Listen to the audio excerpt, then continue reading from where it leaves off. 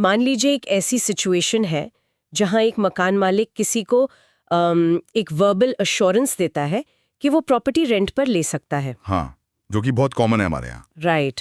और उस अश्योरेंस पर भरोसा करके वो जो टेनेंट है वो लाखों रुपए लगाकर उस जगह को रिनोवेट करवा लेता है, मतलब अपना पूरा बिजनेस सेटअप कर लेता है। अच्छा, फिर अगले ही दिन मकान मालिक उसे इविक्शन नोटिस थमा देता है और कहता है कि अरे मैंने तो ऐसे ही कह दिया था, कोई फॉर्मल एग्रीमेंट थोड़ी ना है।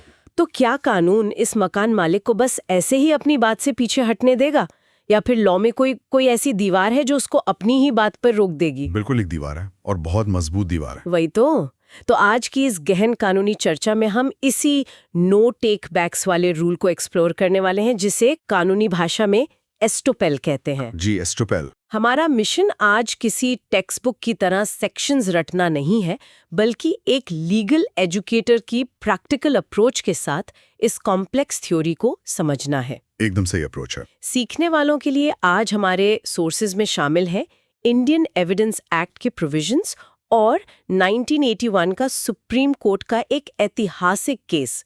तो चलिए शुरू करते हैं।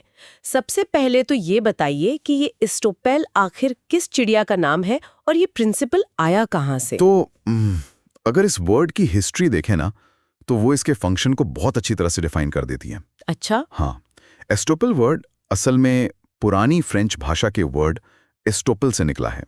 उस जमाने में इसका मतलब होता था किसी छेद को बंद कर देना या सील कर देना, या कह लें किसी का मुंह बंद कर देना। एग्जैक्टली, मुंह बंद कर देना। अगर हम मॉडर्न लीगल फ्रेमवर्क की बात करें तो इंडियन एविडेंस एक्ट का जो सेक्शन 115 है वो इसकी बुनियाद रखता है। तो कानून प्रैक्टिकली क्या कहता है इस सेक्शन में? कानून ये कहता है कि अगर कोई इंसान अपने किसी स्टेटमेंट से या अपने किसी एक्शन से या यहाँ तक कि अपने किसी ओमिशन से भी, ओमिशन मतलब जहां उसे बोलना चाहिए था पर वो चुप रहा। हाँ बिल्कुल, चुप्पी भी इसमें शामिल है। तो अगर वो किसी दूसरे को ये यकीन दिलाता है कि कोई स्पेसिफिक बात सच है और वो दूसरा इंसान उस भरोसे पर एक्ट करके अपना कोई कदम उठा लेता है, मतलब अपना कोई नुकसान कर बैठता है उस भरोसे में, जी, तो लॉ उस पहले इंसान का मुंह हमेशा के लिए सील कर देता है। कोर्ट उसको बाद में ये बोलने ही नहीं देगी कि वो बात सच नहीं थी। उसकी पिछली स्टेटमेंट उसके खिलाफ पत्थर की लकीर बन जाती है। इसको थोड़ा प्रैक्टिकल लेवल पर देखते हैं। एक सिचुएशन इमेजिन करते हैं जहां एक प्रॉपर्टी का ट्रांजैक्शन हो रहा है। ठीक है। दो लोग हैं, ए और बी। ए किसी तरह से बी को कन्विंस कर लेता है कि एक स्पेसिफिक जमीन ए की है। वो उसे शायद फेक डॉक्यूमेंट्स दिखाता है या बस झूठ बोलता है, और बी उस पर भरोसा कर लेता है। हाँ, बी पूरी तरह विश्वास करके वो जमीन खरीद लेता है और पेमेंट भी क्लियर कर देता है। पर ट्विस्ट ये है कि उस दिन ए उस जमीन का मालिक था ही नहीं।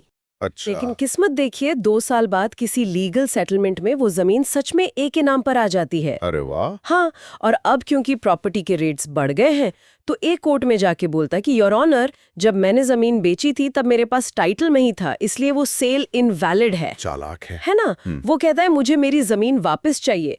तो यहाँ पर कोर्ट का रिएक्शन क्या होगा? यहाँ कोर्ट सीधा एस्टोपेल का हथौड़ा चलाएगी। मतलब वो उसे रोक देगी? बिल्कुल। लॉ कहेगा कि जब ए ने पहले ये रिप्रेजेंट किया था कि जमीन उसकी है और बी ने उस पर भरोसा करके अपने पैसे रिस्क पर लगाए, तो अब ए अपनी उस इनिशियल स्टेटमेंट से मुकर नहीं सकता। भले ही पुराना ट्रांजैक्शन टेक्निकली फ्लॉड था। हाँ, भले ही वो फ्लॉड था। इक्विटी और फेयरनेस यही डिमांड करती है कि ए को अब वो सेल ऑनर करनी पड़ेगी। आराम से कानून ए को स्टॉप कर देगा। तो इसका मेन ऑब्जेक्टिव क्या है? इसका मेन ऑब्जेक्टिव सोसाइटी और बिजनेस डीलिंग्स में ऑनेस्टी मेंटेन करना है। अगर कॉन्ट्रैक्ट्स में लोग अपनी बातों से रोज पलटने लगेंगे तो किसी भी अग्रीमेंट पे भरोसा करना तो नामुमकिन हो जाएगा ना। हाँ, ये तो है। ये सुनने में तो बिल्कुल बचपन के उस खेल की तरह लग रहा है जहां हम कहते थे टच एंड पास। हाँ, एग्जैक्टली। मतलब जो कह दिया सो कह दिया। पर मुझे यहाँ एक बड़ा डाउट है, क्या कानून में ये प्रिंसिपल इतना ही सीधा और ब्लैक एंड व्हाइट है? नहीं, इतना सीधा तो नहीं है। वही तो, क्या डेली लाइफ में बोला गया हर झूठ या नेगोशिएटिंग टेबल पर बोली गई हर बात अपने आप एस्टोपेल बन जाती है? ये अजम्पशन अक्सर नए लॉ स्टूडेंट्स भी करते हैं, पर रियलिटी इससे काफी अलग है। हर स्टेटमेंट या हर रिटन डॉक्यूमेंट ऑटोमेटिकली एस्टोपेल क्रिएट नहीं करता। अच्छा। हाँ, कानून इस मामले में काफी बारीक है और इसी टेक्निकलिटी को समझने के लिए हमारे सोर्सेज में छगनलाल केशवलाल मेहता वर्सेस पटेल नारायण दास हरिभाई का केस दिया गया है। हाँ, 1981 वाला सुप्रीम कोर्ट का केस। जी। हालांकि सुप्रीम कोर्ट ने इस पे अपना फाइनल डिसीजन 1981 में दिया, लेकिन इस केस की फैक्चुअल हिस्ट्री मतलब इसकी कहानी 100 साल से भी पुरानी है। 100 साल पुराना केस। अब मुद्दा सच में इंटरेस्टिंग हो गया है। बिल्कुल। तो चलिए इस 100 साल पुराने मॉर्गेज ड्रामा के फैक्ट्स को अनपैक करते हैं। सोर्सेस के मुताबिक ये डिस्प्यूट बड़ौदा शहर की एक प्रॉपर्टी का था सही है। और कहानी शुरू होती है 1871 में। सूची कितनी पुरानी बात है। हाँ, तो ओरिजिनल ओनर थे मोती भाई।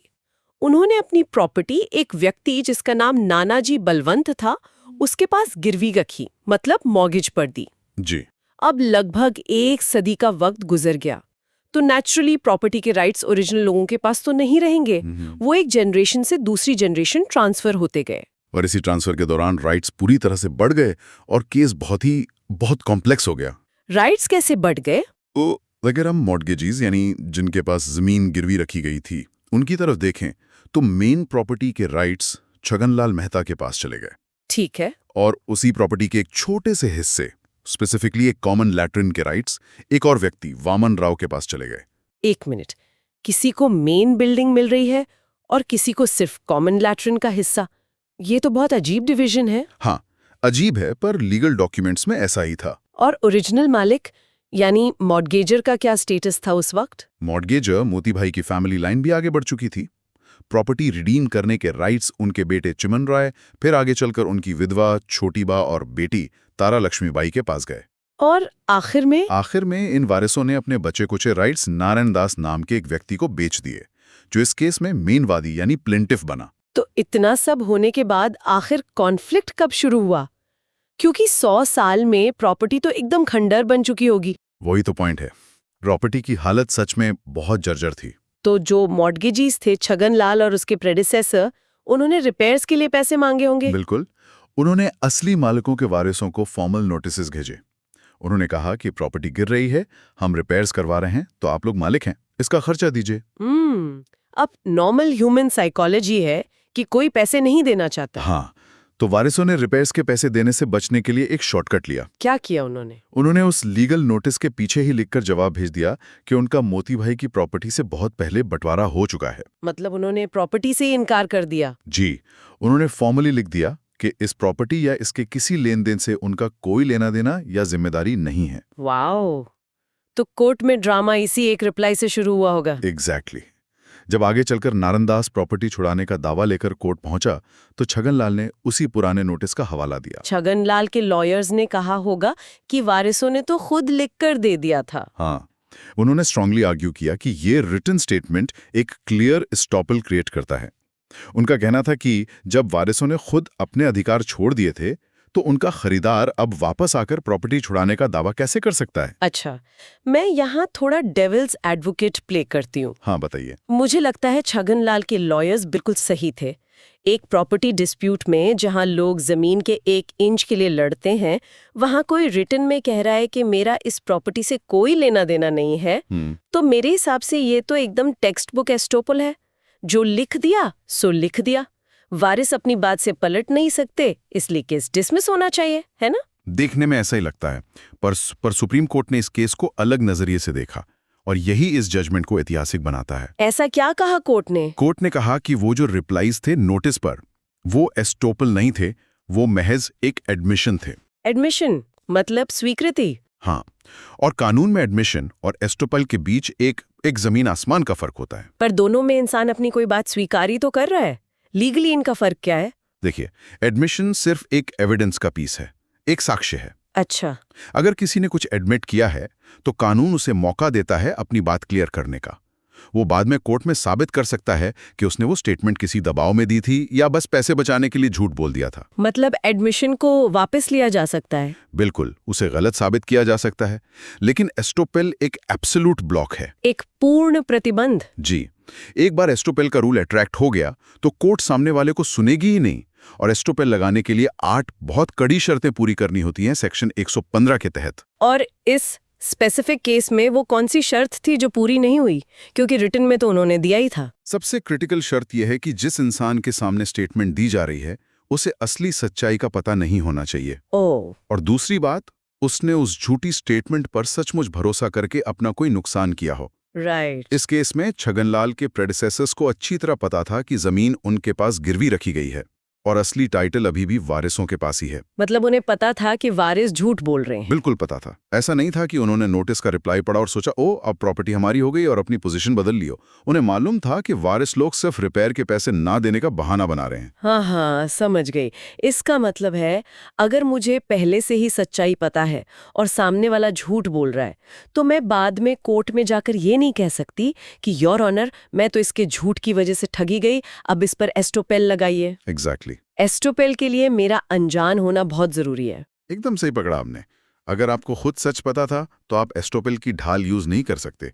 इसलिए कोर्ट ने माना कि ये कोई एस्टोपेल नहीं था। ये तो लीगल प्रोफेशनल्स के लिए एक बहुत बड़ा लेसन है। लेकिन सोर्सेज में एक और बात है। इस 100 साल पुराने ड्रामा में सिर्फ अधिकारों की बात नहीं थी। आगे चलकर इसमें एक प्रोसीजरल पेंच भी आता है। हाँ, आप पार्शियल अबेटमेंट वाले इशू की बात कर रही हैं। जी। अपील के दौरान एक घटना घटी थी। वो जो प्रतिवादी नंबर 2 था, वामन राव, जिसके पास वो कॉमन लैट्रिन वाला हिस्सा था। हाँ, उसकी डेथ हो गई थी। और वादी उसके लीगल वारिसों को रिकॉर्ड पर नहीं ला पाया, जिससे उसके खिलाफ केस अबेट हो गया। जी, अबेटमेंट या उपशमन। तो मुझे यहाँ रुककर पूछना पड़ेगा, ये अबेटमेंट से पूरे केस पर क्या असर पड़ने वाला था? असर बहुत डिजास्टर्स हो सकता था। देखिए, ट्रांसफर ऑफ प्रॉपर्टी एक्ट के सेक्शन 60 के मुताबिक एक मॉर्गेज या गिरवी एक अनडिवाइडेड यूनिट होती है। मतलब उसे तोड़ा नहीं जा सकता? नहीं, इसे एक कांच की खिड़की की तरह समझिए। आप कांच का सिर्फ एक कोना नहीं तोड़ सकते। अगर एक कोने में दरार आई तो पूरी खिड़की टूट जाती है। अच्छा। तो सवाल यह था कि जब एक को-मॉर्गेजी के खिलाफ केस खत्म हो गया है तो क्या पूरी की पूरी रिडेम्पशन प्रोसीडिंग ही खारिज हो जाएगी? अगर मैं वादी की जगह होती तो मैं कहती कि मैं सिर्फ बचे हुए हिस्से के पैसे दूंगी। मतलब जो हिस्सा अबेट हो गया है उसके पैसे मैं क्यों दूं? क्या ये सही होता? अगर वादी ने ऐसी दलील दी होती तो केस वहीं खत्म हो जाता और वो हार जाता। क्यों? क्योंकि मॉर्गेज को हिस्सों में नहीं बांटा जा सकता। लेकिन वादी के वकील ने बहुत समझदारी दिखाई।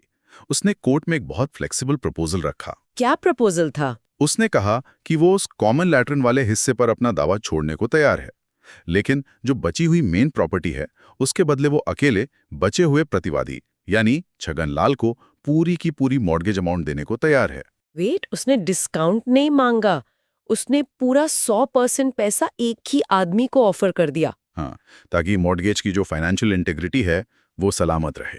और कोर्ट ने माना कि इससे छगनलाल का कोई नुकसान नहीं हो रहा है, उसे पूरे पैसे मिल रहे हैं। वाह। तो कोर्ट ने कहा कि सिर्फ एक पार्टी के खिलाफ सूट अबेट होने से पूरा केस खारिज नहीं होगा। ये तो वकीलों के लिए एक मास्टर क्लास है। अगर वादी ने ये लचीलापन नहीं दिखाया होता तो एक टेक्निकल गलती के कारण 100 साल पुराना केस एक झटके में खत्म हो जाता। बिल्कुल। तो चलिए इस केस स्टडी के बाद इस डिस्कशन को थोड़ा ब्रॉड करते हैं। आज के समय में एस्टॉपल अलग-अलग सिचुएशंस में कैसे काम करता है? इसके बहुत सारे प्रैक्टिकल एप्लीकेशंस हैं आज भी।